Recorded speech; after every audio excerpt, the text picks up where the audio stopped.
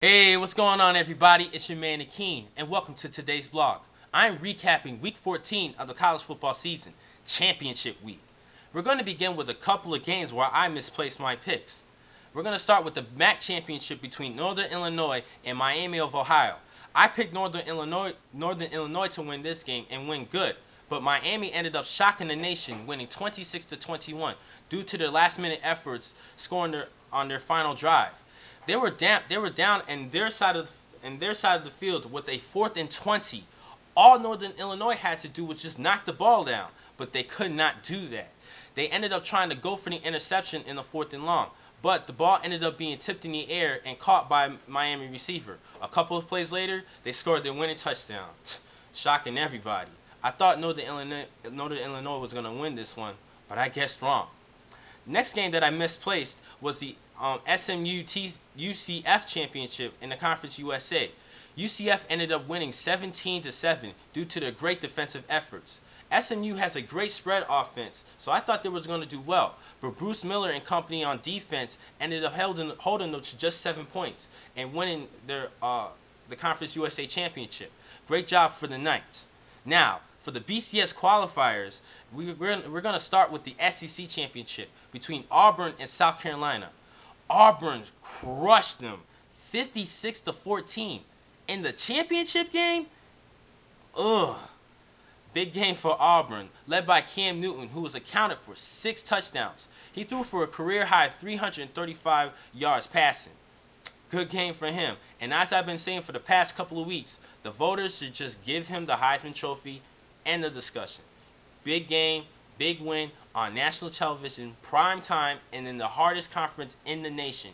Great job for the Auburn Tigers. They're going to end up playing for the national championship, and they will end up playing against Oregon, who won the Civil War against Oregon State 37-20 due to the efforts of their offensive linemen. Now, everybody talks about how great the Oregon offense is due to their skill players, but everybody underlooks their offensive line. They helped Kenyon Barner and LaMichael James both rush for over 120 yards in this game. They ended up having a good game, pushing the Oregon State defensive linemen back and controlling the line of scrimmage. They will likely play Auburn in the national championship. Now, the national championship game will be a shootout between Auburn and Oregon. They both have great offenses. The factor for both teams is their defense. If they both get at least 2 stops, or either gets at least 2 stops, the other team will win. But I will let you know who will win on my later blogs. Now, in the Big 12 championship between Oklahoma and Nebraska, I picked the Cornhuskers to win, and they were doing great for the first half. They were up 17-0, and they were scoring quick. But at the end of the first half, Taylor Martinez threw a crucial interception in scoring position. I mean, he made a big freshman mistake. When you're scrambling the ball, when you're scrambling around the field and have no place to throw, just throw it out of bounds. Don't throw it in the middle of the field where anybody can get it. But Travis Lewis of Oklahoma ended up grabbing the interception, and he had a great game. He caused not only that interception, but a couple of forced fumbles and a couple of fumble recoveries. He had a great game to help lead the defense pull the 23-20 win. Now, in the second half, Nebraska struggled. They were only held to just 3 points after the 17 for the rest of the game. So the Oklahoma D ended up stepping up to the plate, and they did great. Bob Stoops just found a way for the team to win, and it was the defense that helped win. You know what they say, offense sells tickets, defense wins championships, and the defense did. Good job for the Sooners. And the ACC championship, Virginia Tech ended up beating Florida State 44-33 due to the great play of Tyrod Taylor, who is the ACC Player of the Year. He has such great mobility. He can scramble a lot. There was a couple of plays where you saw him scrambling around the pocket for at least 10 seconds and then finding either an open receiver or ended up running for a good run, for good yardage. He ended up leading the team to a great victory, and they will play in the Orange Bowl in the BCS Bowl games. Who would be their likely opponent? Their likely opponent will be Stanford, an at-large bid, who has just 1 loss in the season. So it's good. So I'm happy to see that the Cardinals are actually in the bowl game, a major bowl game. Good job for Stanford. Now, the game that everybody should really look at was the Big East game between UConn and South Florida. If UConn wins this game, they will end up playing in the BCS, and they did, barely winning 19-16.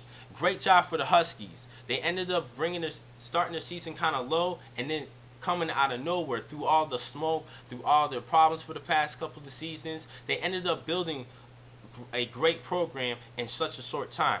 Great job for the Huskies, and I'm looking forward to seeing them in the bowl game.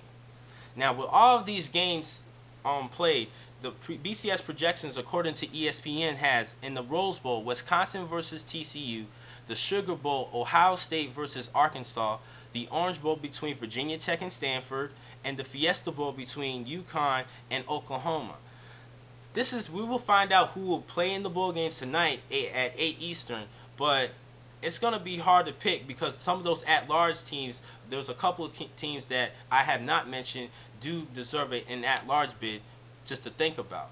One team to talk about is the Michigan State Spartans. They ended up only losing one game, and I know we already have 2 representatives of the Big Ten in the BCS bowl games, but there's nothing wrong with the third. They only have 1 loss, and a lot of people are talking about Arkansas being in the BCS game, and they have a couple of losses. So it's actually kind of hard to rank them because they're both decent teams, and I know Arkansas is part of the SEC, but Michigan State only has 1 loss. So a lot of people in the North is talking about Michigan State, and people in the South are talking about Arkansas. But we will find out tonight, and I'll see you on my next vlog. Thank you for watching. I'm your man Akin. Be easy.